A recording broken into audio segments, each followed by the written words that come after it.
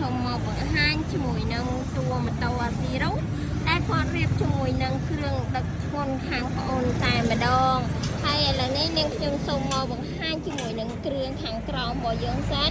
គាត់ដាក់ជាមួយនឹងប្រភេទសាក់ស៊ីដែកតាន់សាក់ស៊ីដែកតាន់នេះគឺមានឈ្មោះខេករបស់ខ្ញុំផ្ទាល់តែម្ដងគឺជាងណាត់ក្រេ5ណាបងប្អូនតែគ្នាឬក៏បងប្អូនអាចឆ្លាតមកចូលក្នុងខេកសំស៊ីណាតលក់គ្រឿងរ៉ឺម៉កដឹកគ្រប់ប្រភេទសាក់ស៊ីដែកតាន់របស់ខ្ញុំមិនបានខ្ញុំថាហៅថាដែកតាន់បងប្អូនថាខ្ញុំថាចាយតិចប្រហោងទៅប្រហោងកដាលទៅអត់ទេបងប្អូនជាប្រភេទដែកតាន់ណាបងប្អូនហើយនេះគឺជា Dayer ត្រើច្បាក់ហ្នឹងពេលណាដែលបងប្អូនរត់ច្បាក់ទៅធូវាអាចនឹងរបូតចេញមក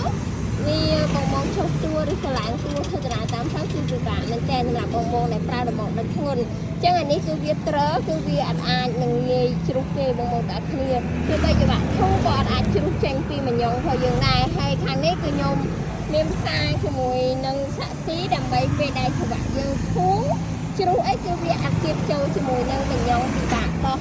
យកច្បាក់ចេញមកក្រៅទេគឺវាធ្លាក់មកគឺនៅខាងលើនេះតែម្ដងអញ្ចឹងខ្ញុំធ្វើសម្រាប់ចម្រាំងជូនអតិថិជនពេលដងតែម្ដង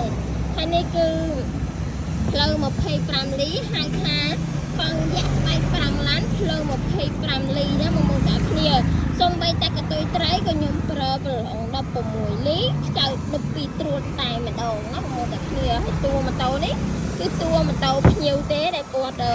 យកមករៀបគ្រឿងដឹកមានជាមួយនឹងបូមមកគូ